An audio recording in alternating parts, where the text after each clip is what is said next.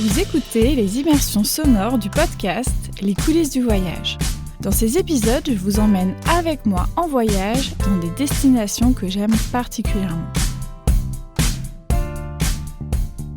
Suivez-moi au large du Maroc, aux Canaries, sur l'île de Tenerife, pour un itinéraire nature ponctué d'initiatives durables. Cet épisode clôture la série spéciale en 4 volets réalisée en collaboration avec l'Office de tourisme de Tenerife. En me rendant dans la plus grande île de l'archipel, j'avais de nombreuses attentes. Ayant déjà voyagé parmi ses voisines, j'espérais y retrouver la splendeur volcanique, l'hostilité des paysages ravinés et les côtes escarpées. À l'opposé du caractère bien trempé de la nature, j'attendais aussi de me lever dans une ambiance détendue et un climat doux.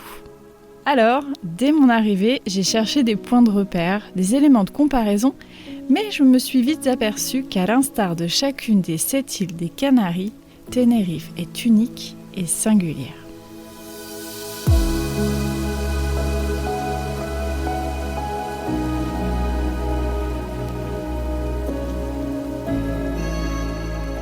J'aime particulièrement les premières minutes dans un nouveau territoire. Ces instants où tout n'est encore que surprise et où toutes les émotions s'en mêlent. En rejoignant mon premier hôtel du séjour, je suis déjà surprise par l'aridité du sud de Tenerife. Quelques espèces végétales résistent à cet environnement peu hospitalier. Elles déploient des trésors d'ingéniosité fascinants. Si le paysage ne semble que sécheresse, il est pourtant le résultat de l'érosion par l'eau.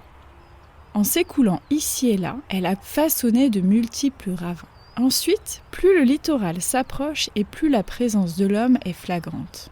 Des stations balnéaires denses bordent la côte sud. C'est la région de Tenerife qui accueille l'essentiel des visiteurs et des activités tournées vers la mer. Pour cette première partie, je vais y séjourner avant d'aller plus au nord. Vous le verrez assez vite, voyager à Tenerife, c'est faire un voyage multiple, dans des univers bien différents. Des voyages dans le voyage, en somme.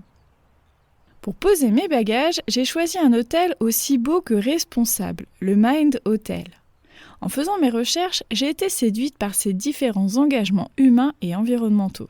Au-delà de mettre en place de nombreuses initiatives pour réduire son empreinte carbone, l'établissement soutient des associations locales de préservation de l'environnement sur la protection des océans, le reboisement, et propose aussi à ses visiteurs de découvrir l'île sous un autre angle. En arrivant à l'hôtel, le charme se confirme avec son design moderne et lumineux, la bienveillance de l'accueil et le confort de ma chambre. En pénétrant ici, j'ai tout de suite envie de ralentir, prendre le temps de contempler le coucher de soleil depuis le rooftop et déguster de merveilleux produits locaux sublimés par le chef du restaurant. La cuisine canarienne est ici mise à l'honneur. J'apprendrai aussi plus tard que de plus en plus d'hôtels et d'hébergements développent ce type de démarche éco-responsable à Tenerife. Cependant, même si mon hôtel est un vrai cocon de volupté, mon esprit rêve d'espace naturel. Il est temps pour moi d'explorer les écosystèmes préservés de l'île.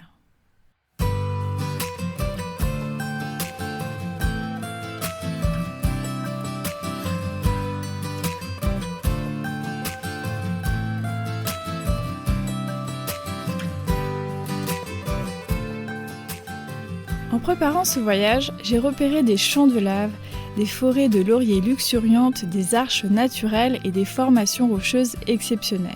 Ils font partie des 48% du territoire de l'île sous protection.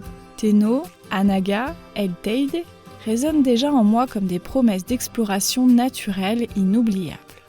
Je démarre mes aventures nature dans le parc national d'El Teide. Ce volcan culminant à plus de 3000 mètres marque le cœur de l'île. Il a la forme parfaite que l'on attend de lui, une présence à la fois rassurante et inquiétante. Tout autour de lui, que ce soit en randonnant ou en longeant la route traversant le parc, d'autres paysages volcaniques se déploient sous mes yeux. Des calderas noirâtres, des champs de lave immenses, des collines rougeoyantes, des rochers expulsés par le maître des lieux. Il n'est pas d'autres endroits que celui d'un volcan pour se sentir si vulnérable vis-à-vis de la nature. Du sommet du Teide, le souffle du géant s'échappe en de multiples fumerolles. Il rappelle le cœur brûlant qui sommeille en lui. La lave gluante qui, lors des dernières éruptions, a formé le paysage tout autour. L'amatrice de géologie que je suis se délecte aussi des formations rocheuses en cathédrale de Roques de Garcia. La nuit, un autre spectacle se révèle dans le ciel où des millions d'étoiles apparaissent magistralement, tel un tableau pointilliste.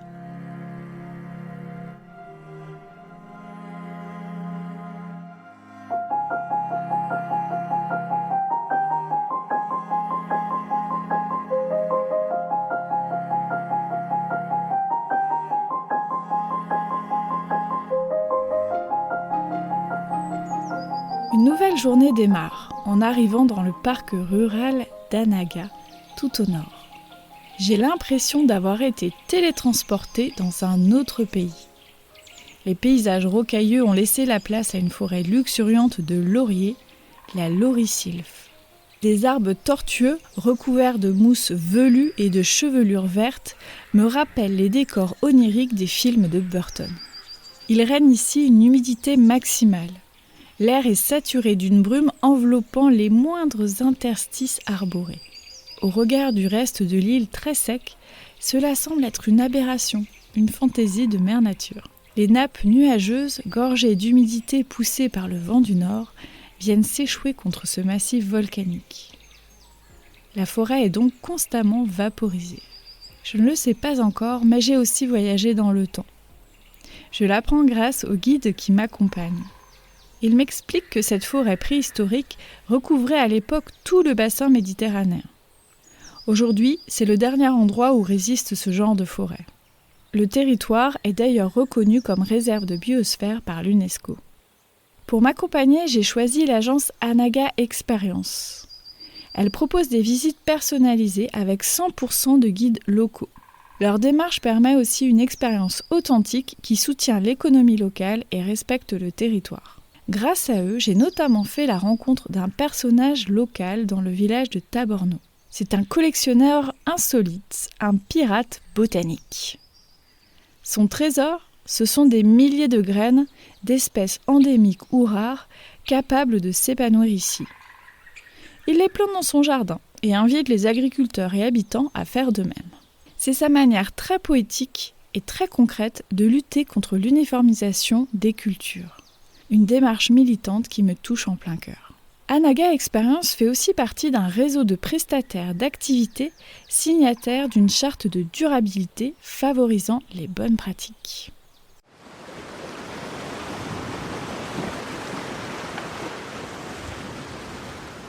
Toujours dans la partie nord de l'île, j'ai aussi eu le coup de foudre absolu pour un autre parc rural, celui de Teno. Déjà, la route pour s'en approcher est grandiose. Je dis approcher car dans l'optique de préserver ce site, la pointe de Teno n'est pas accessible en voiture personnelle. Pour y aller, j'emprunte donc simplement un bus depuis Buenavista del Norte. À Tenerife, le réseau de transport en commun est bien développé et permet de manière générale de se passer de la voiture, même pour atteindre des sites naturels. Sous mes yeux, se déploie une pointe volcanique d'un noir profond. Seul un phare, quelques barques colorées de pêcheurs et une maison marquent la présence humaine. De ce littoral obscur s'étirent les falaises de Los Gigantes. Elles décroissent progressivement pour se perdre dans la brume apportée par la calima, ce vent du Sahara qui charrie des particules de sable. Dans ce décor minéral s'accrochent des bouquets de cactus. Ils me font penser à des concombres gigantesques défiant le ciel. D'autres ressemblent à des entrelacs de raquettes piquantes. Une diversité de succulentes en rosace ravit aussi ma curiosité botanique. Leurs verres, tantôt pastel, tantôt francs, tranchent avec l'ébène de la roche. J'emprunte le sentier du littoral, je côtoie l'intensité de l'océan. Il fouette, claque, attaque sans pitié les parois rocheuses. Son va-et-vient est hypnotisant. Il invite à la prudence et à l'humilité. Je choisis donc la petite plage rocheuse abritée par une digue pour me baigner. J'ai rarement nagé avec un aussi beau panorama sous mes yeux. Du pur bonheur.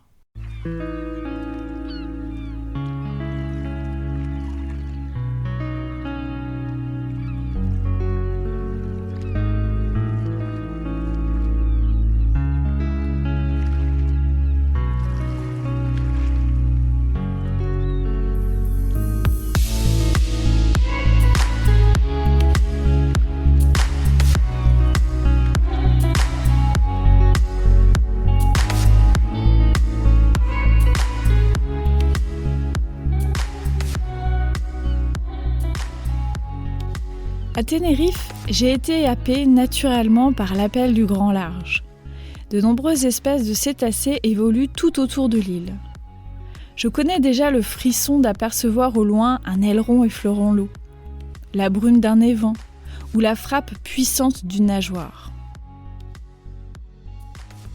Rencontrer des dauphins et des baleines est toujours pour moi un moment d'une grande intensité. Je me hâte donc à rejoindre le ponton du port de Los Gigantes, point de départ de cette épopée océanique.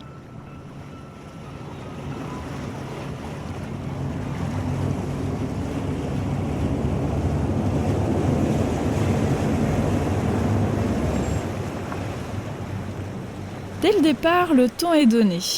Les falaises colossales, obscures et volcaniques inaugurent un moment de pure contemplation. En s'éloignant de la rive, notre guide en profite pour nous sensibiliser sur la biodiversité marine et les manières de l'observer dans le respect.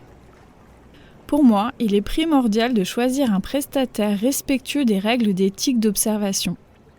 Ces règles concernent notamment les distances et les méthodes d'approche, ainsi que la durée passée autour des cétacés.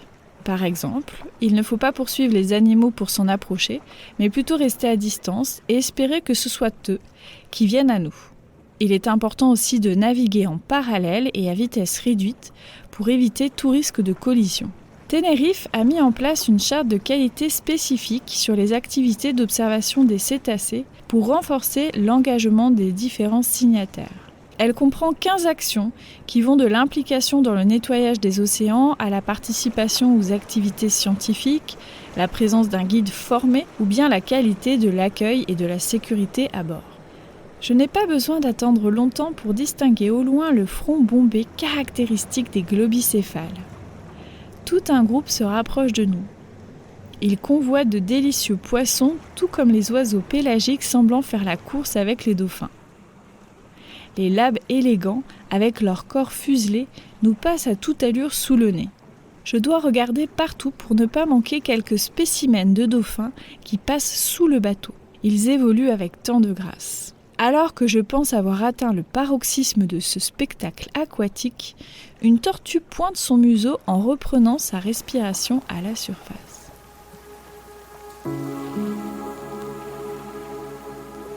Moi aussi, j'inspire profondément après ce voyage ponctué de paysages à couper le souffle.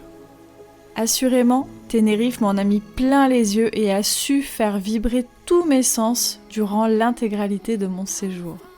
Je repars donc avec des papillons dans le ventre et des étoiles plein les yeux.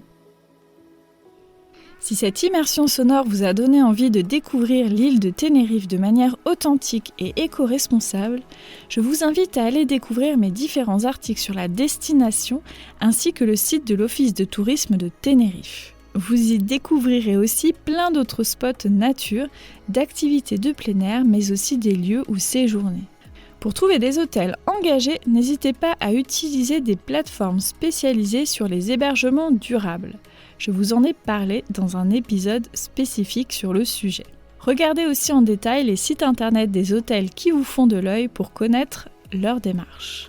Sur le site de l'Office de tourisme de Tenerife, vous pourrez aussi découvrir les maisons bioclimatiques, dont la philosophie est d'être autosuffisante en CO2. Ces hébergements insolites sont également des prototypes d'architecture passive testant de nouvelles solutions pour les futures constructions à venir.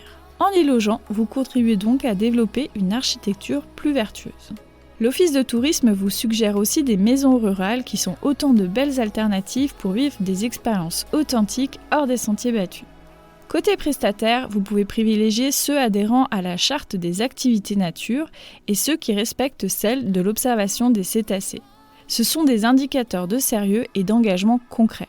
Vous trouverez les liens pour consulter ces chartes et les prestataires impliqués en description de l'épisode, ainsi que toutes les autres sources utiles que j'ai mentionnées. Je vous remercie énormément pour votre écoute. Comme d'habitude, pour nous soutenir, vous savez ce qu'il vous reste à faire. Des pluies d'étoiles sur Apple Podcast, des commentaires à n'en plus finir là où vous pouvez le faire. Et je vous dis à très vite pour de nouveaux voyages, de nouvelles immersions sonores, ici ou là-bas.